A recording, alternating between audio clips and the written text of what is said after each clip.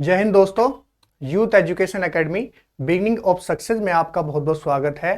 उम्मीद करता हूं आप सब लोग अच्छे होंगे, शानदार होंगे, बिंदास होंगे। मैं जितेंद्र आपके लिए हिंदी का नेक्स्ट सेशन लेकर आया हूं। तो इसमें जो आज का सेशन है हमारा बर्तनी का सेशन होगा। ये जो क्लास होगी आज की, कौन सी क्लास होगी? बर्तनी।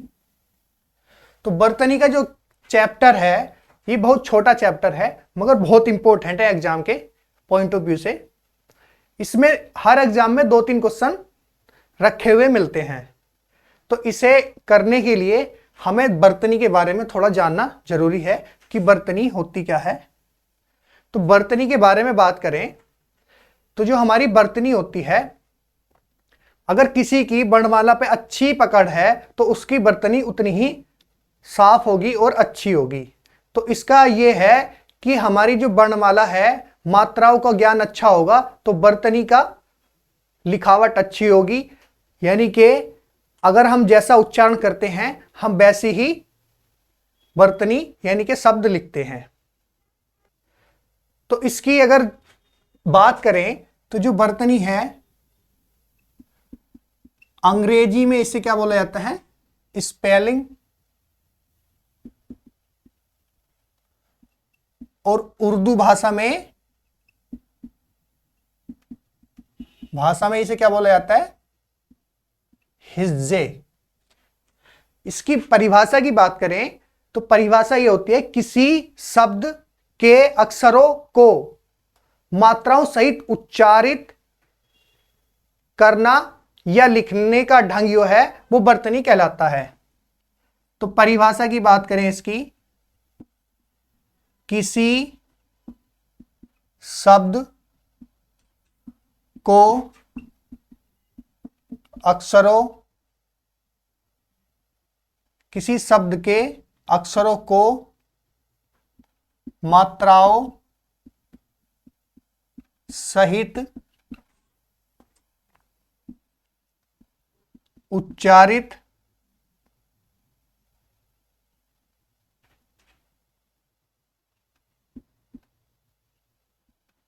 करना या लिखने के ढंग को बर्तनी कहते हैं। ये तो इसकी डेफिनेशन है, यानी कि किसी शब्द के अक्षरों को मात्राओं सहित उच्चारित करने या लिखने के ढंग को बर्तनी कहते हैं। तो बर्तनी जो है सिर्फ इसमें एक ऐसा चीज होती है, अगर हमें इसकी मात्राओं का ज्ञान है, वर्णमाला की मात्राओं का ज्ञान है, तो हम इसका उच्चारण भी अच्छी प्रकार से करेंगे और उसकी लिखावट भी अच्छी होगी। इसमें क्या है, उच्चारण और बर्तनी का घनिष्ठ संबंध होता है। जैसा हम बोलते हैं वैसा हम लिखते हैं, ये तो आपको पता ही है। शुद्ध बर्तनी के लिए शुद्ध उच्चारण की आवश्यकता होती है। जैसे मैं लिखूं पुण्य, तो ये जो है हमारी अशुद्ध बर्तनी है। तो इसका शुद्ध रूप क्या होगा? पुण्य में क्या होता है? छोटे ऊ की मात्रा आती है, छोटे ऊ की मात्रा आती है। अब दूसरा मैं लिखूं अतिथि, लिखूं मैं अतिथि, अतिथि, तो ये हमारा गलत है, अशुद्ध है। तो इसका शुद्ध रूप क्या होगा? अतिथि, यानी कि छोटी ई की मात्रा इसमें लगती है। तो ये हमारा है बर्तनी का जो रूप है वो इस तरह से है कि अगर शब्दों को शुद्ध करके लिखना है, उन्हें अशुद्ध शब्दों को शुद्ध करके लिखना है। तो जो शब्दों की जो बर्तनी है, शब्दों की बर्तनी में अशुद्धियां 2 प्रकार की हैं। शब्दों की बर्तनी में अशुद्धियां 2 प्रकार की हैं। एक तो होती हैं वर्ण संबंधी अशुद्धियां, दूसरी होती है हमारी शब्द रचना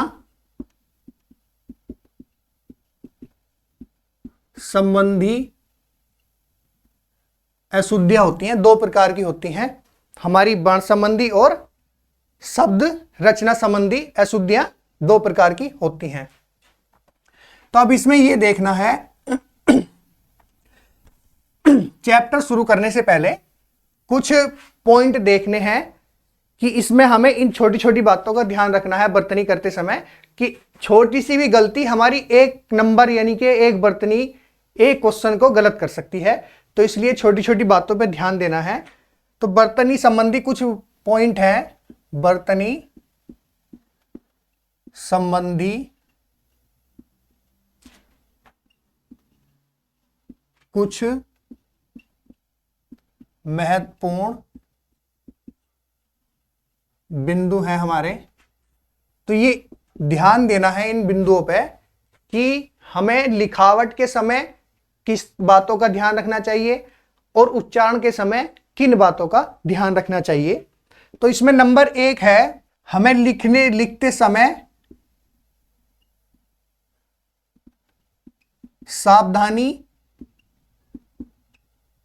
रखनी चाहिए।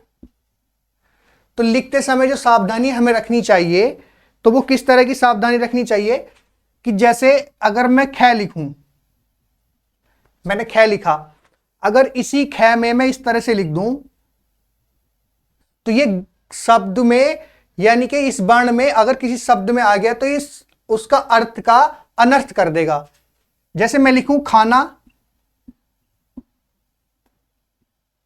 और इसे मैं लिखूं इस तरह से, इस ख को इस तरह से लिख दूं तो इस शब्द का जो हो गया, शब्द का यानी कि अर्थ का अनर्थ हो गया। इस खाने का मतलब है भोजन करना और इसका मतलब है यानी कि ये अभी क्या हो गया, रवाना पढ़ा जाएगा। तो यानी कि चले जाना, चले जाना। तो इन छोटी छोटी बातों का ध्यान रखना है कि ये ऐसी गलती ना हो बिल्कुल भी। एग्जाम के पॉइंट ऑफ व्यू से एक एक नंबर एग्जाम में बहुत ही जरूरी होता है, बहुत इंपॉर्टेंट होता है। दूसरा होता है इसमें सेकंड पॉइंट है, लिखते समय शिरोरेखा का ध्यान रखना चाहिए कि हमारी शिरोरेखा पूर्ण हो रही है या अपूर्ण है। तो इसमें क्या है, कुछ वर्ण ऐसे हैं जिनमें ऊपर वाली शिरोरेखा तोड़ी जाती है। तो बे वर्ण कहीं भी प्रयोग हो तो उनमें शिरोरेखाएं तोड़कर लिखी जाएगी।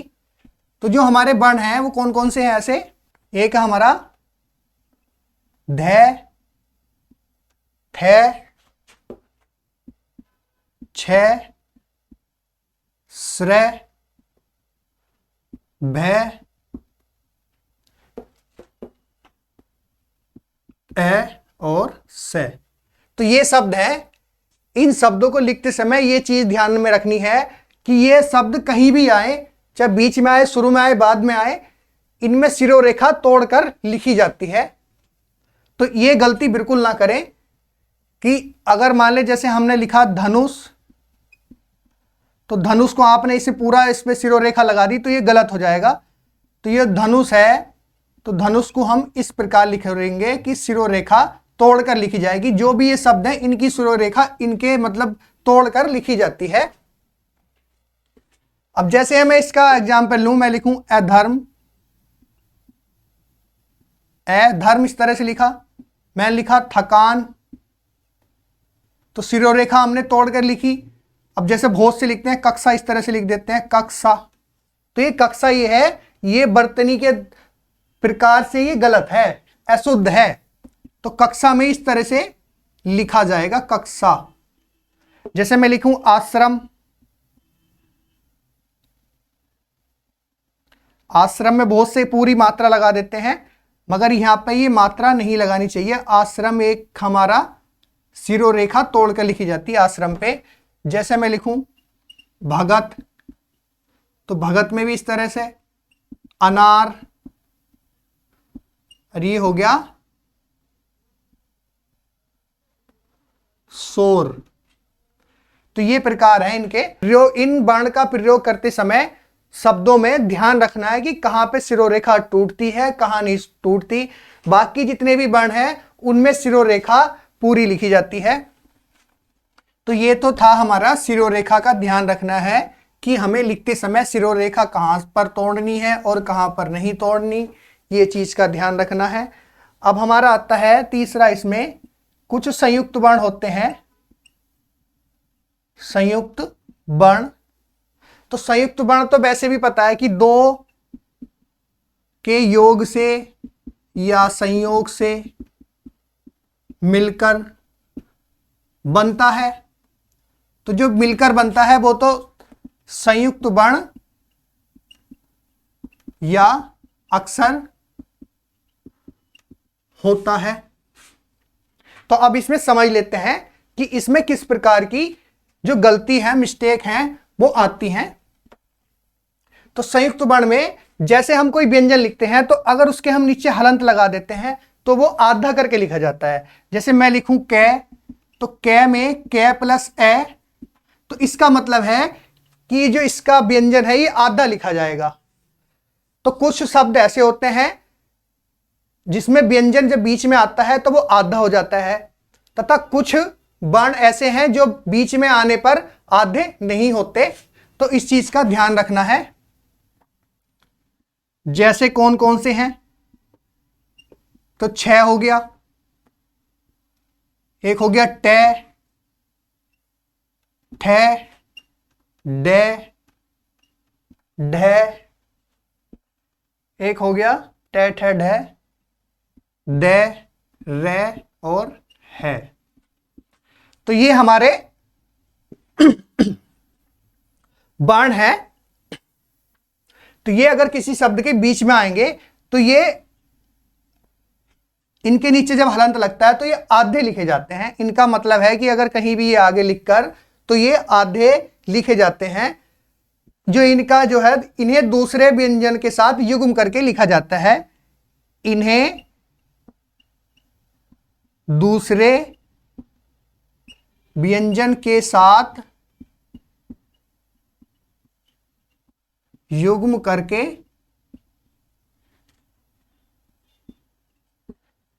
लिखा जाता है।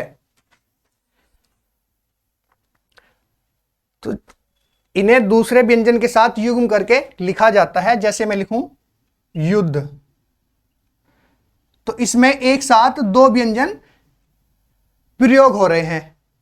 तो जो हमारे सबसे अधिक जो प्रयोग होने वाले हैं ये 3 व्यंजन है, दे, रे और है। तो अब इनका देख लेते हैं, दे, रे, है का किस तरह से सबसे ज्यादा प्रयोग है वर्तनी में। तो मैं लिखूं दे, तो दे का प्रयोग कई प्रकार से है। जैसे दे के नीचे क्या होता है, एक दे इस तरह से लिखा जाता है, एक दे हमारा इस तरह से लिखा जाता है, एक दे इस तरह से लिखा जाता है, एक दे इस तरह से लिखा जाता है, और एक दे हमारा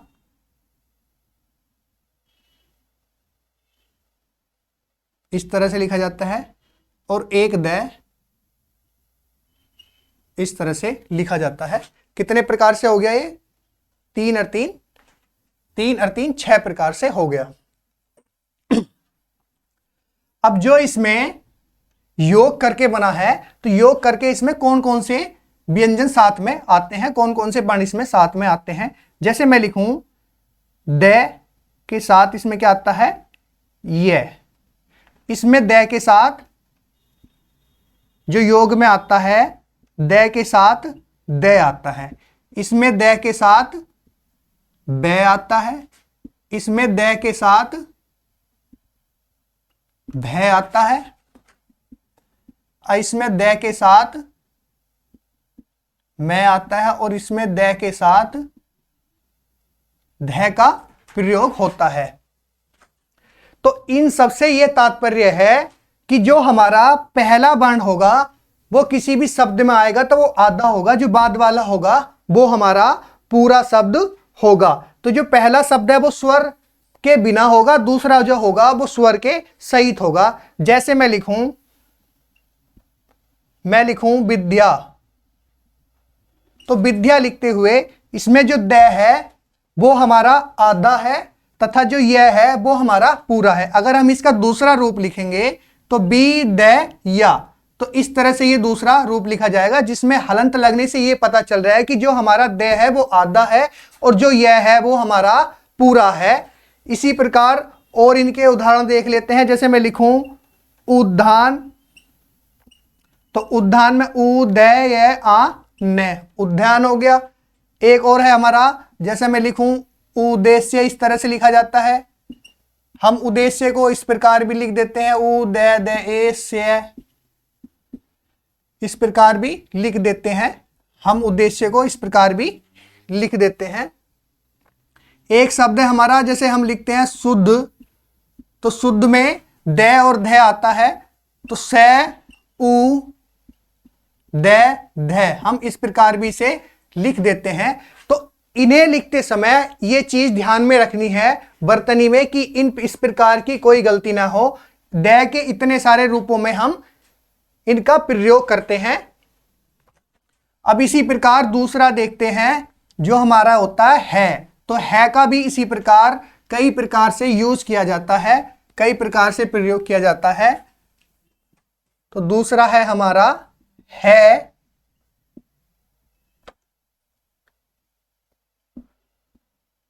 तो है का जो प्रयोग, है का प्रयोग एक है होता है, इस प्रकार से होता है के अंदर क्या होता है बना हुआ, बे बना हुआ होता है। एक में होता है से यह बना होता है। एक है होता है इस प्रकार से, एक है होता है इस प्रकार से, एक है होता है इस प्रकार से बना हुआ होता है। तो ये होते हैं कितने प्रकार से हो गए, 5 प्रकार से इसके रूप हो गए।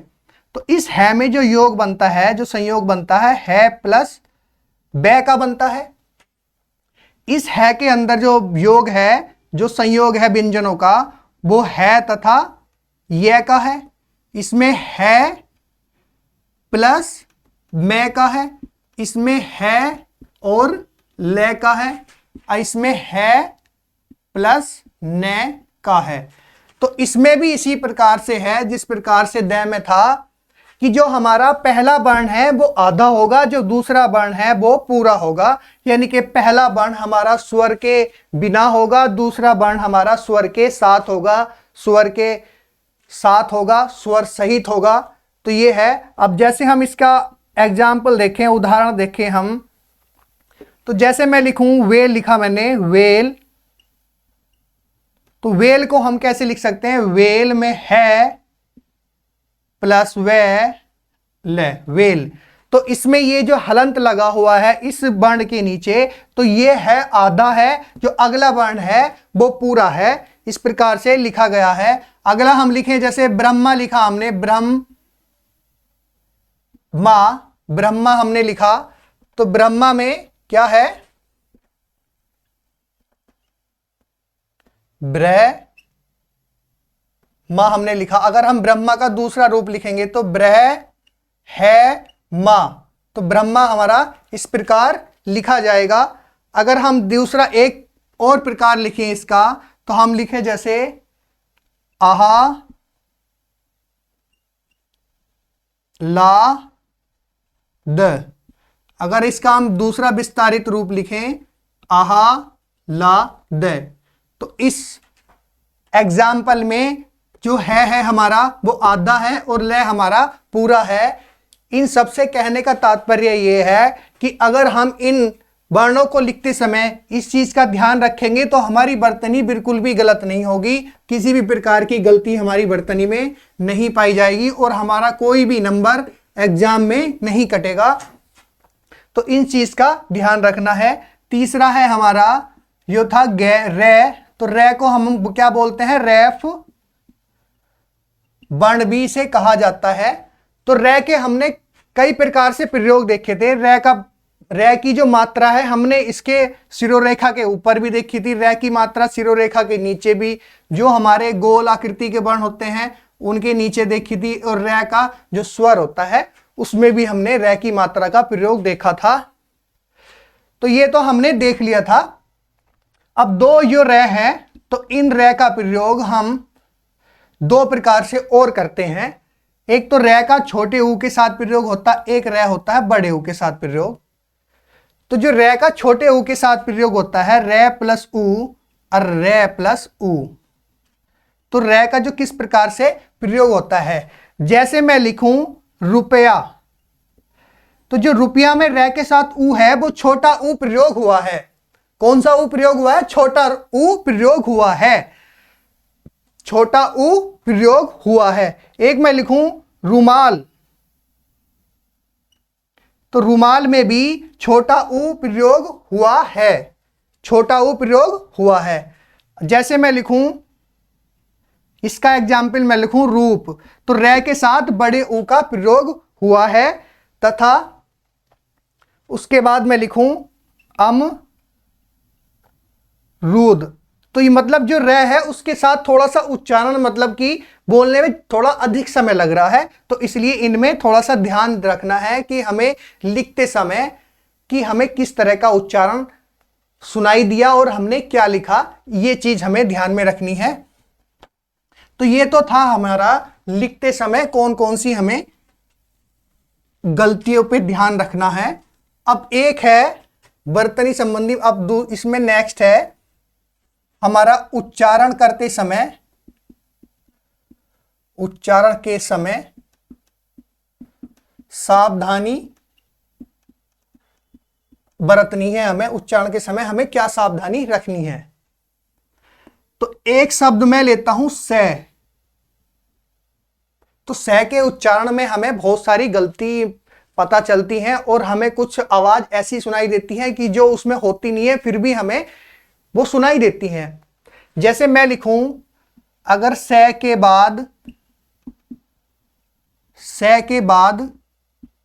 कैसे मैं तक कोई भी व्यंजन आए, से के बाद कैसे मैं तक कोई भी व्यंजन आता है, तो उच्चारण के समय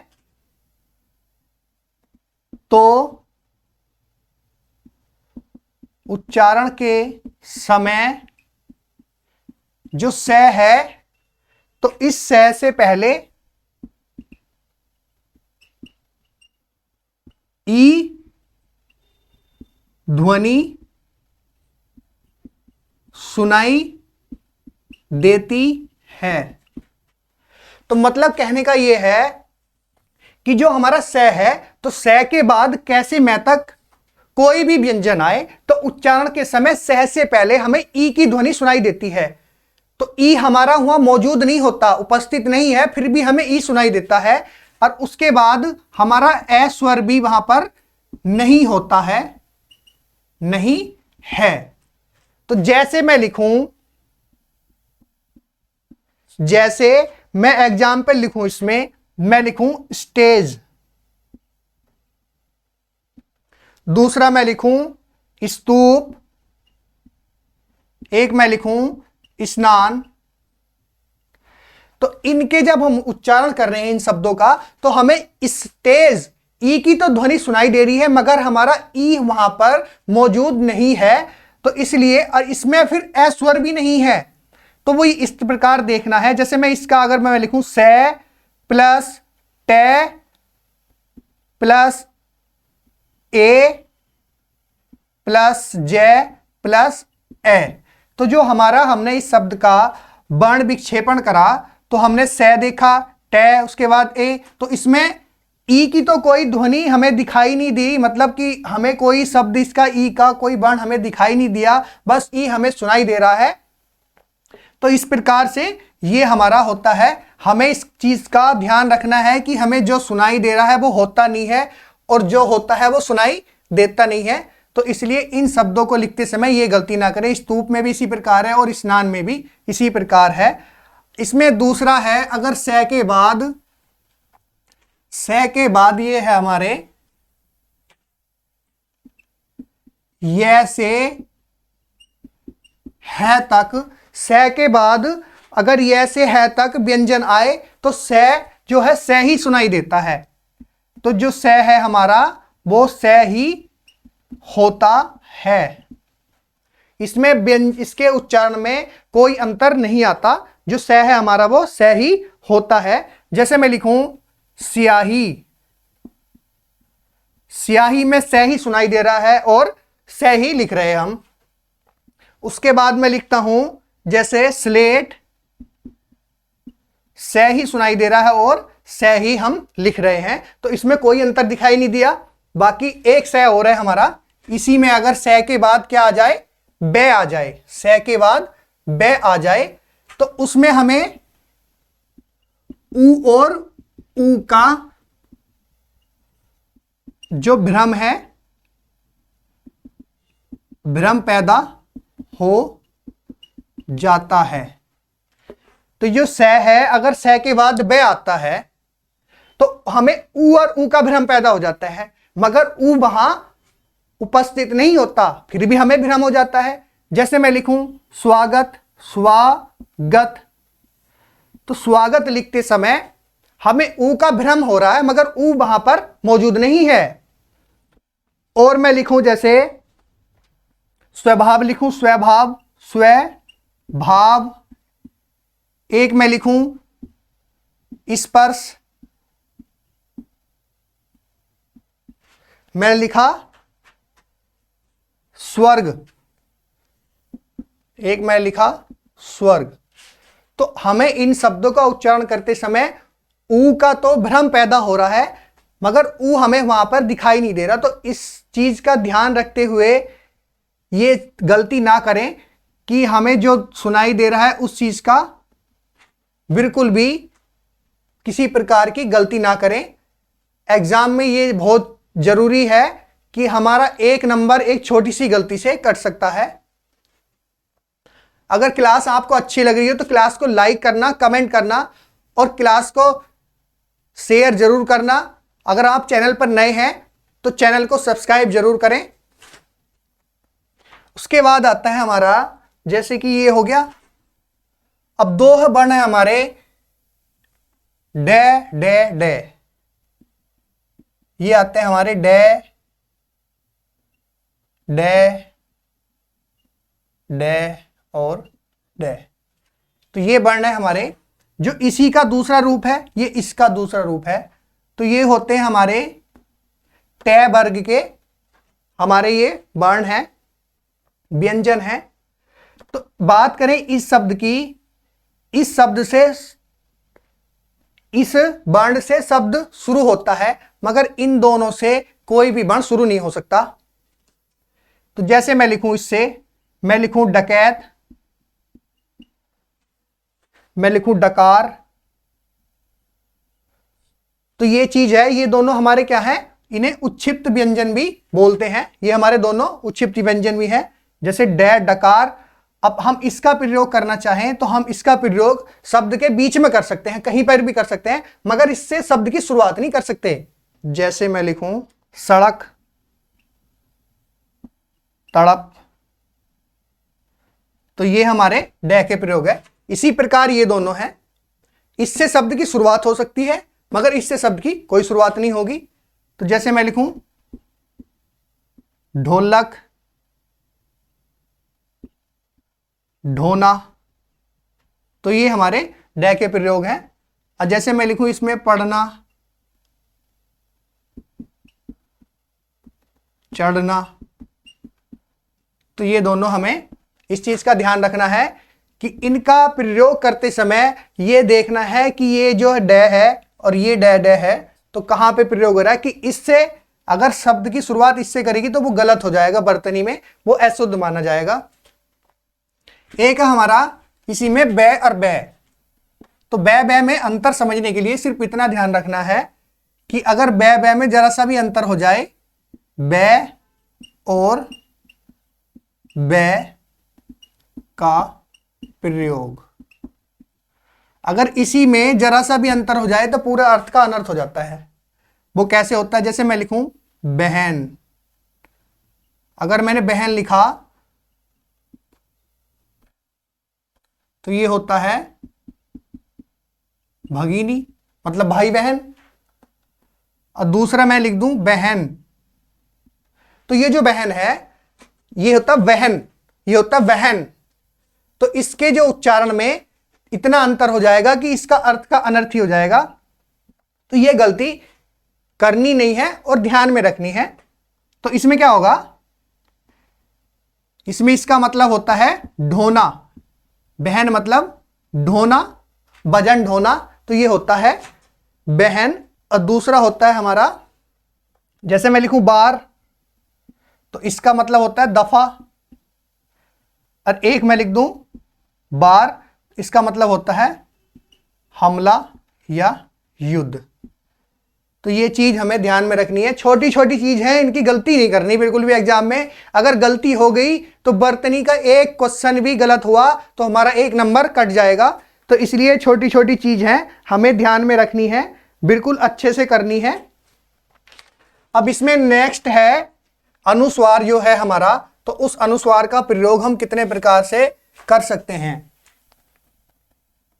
अनुस्वार ध्वनि हमारी जो 2 हमारे अयोग बा है स्वर हैं, तो उनका प्रयोग जो है वो जैसे हमने लास्ट क्लास में भी देखा था। तो हमारा जो अनुस्वार है, जो इसका प्रयोग है हम मात्रा के रूप में किस प्रकार से कर सकते हैं। संस्कृत भाषा में अंग की मात्रा के रूप में इसका प्रयोग होता है। संस्कृत भाषा में इसका प्रयोग होता है। दूसरा पंचमाक्षर में इसका प्रयोग होता है, पंचमाक्षर में। और इसका शिरोरेखा पर प्रयोग होता है। शिरोरेखा में कैसे प्रयोग होता है इसका, शिरोरेखा में इस अंग का प्रयोग किस प्रकार होता है, पंचमाक्षर में किस प्रकार होता है। और एक है हमारा चंद्र बिंदु पर इसका प्रयोग किस प्रकार से हम करते हैं। तो पहले हम देख लेते हैं संस्कृत में। तो जो संस्कृत के शब्द हैं उनमें मात्रा के रूप में इसका प्रयोग होता है। जैसे कि मैं लिखूं संस्कार, मैं लिखूं संयम। तो ये जो है अनुस्वार यो अंग है, तो मतलब कि इसका जो है मात्रा के रूप में प्रयोग हो रहा है। अब जैसे दूसरा है हम शिरोरेखा।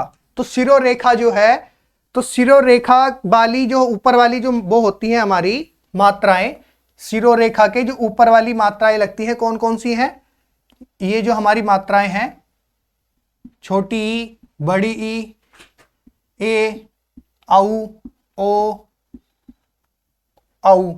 तो ये जो हमारी मात्राएं हैं, तो इन पे इस अनुस्वार का प्रयोग, इस अंग का प्रयोग किस प्रकार होता है।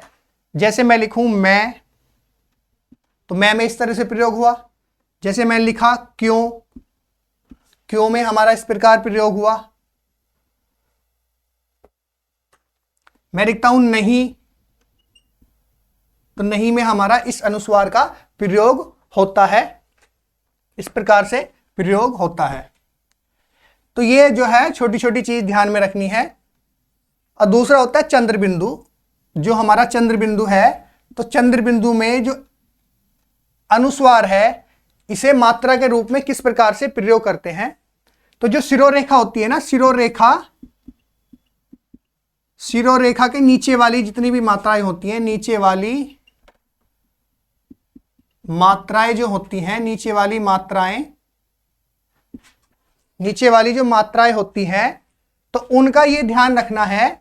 कौन कौन सी होगी, ये हो गई, उसके बाद ये हो गई, उसके बाद एक ये हो गई, उसके बाद ये हो गई। तो ये जो मात्राएं हैं, जो हमारा अनुस्वार है, ये सिर्फ इन मात्राओं के ऊपर ही लगता है। जैसे मैं लिखूं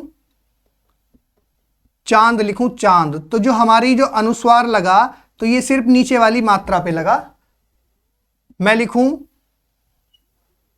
मुंह, तो मुंह के जो है ये हमारी इसी मात्रा के ऊपर लगा। इसी प्रकार से ये सारे हैं।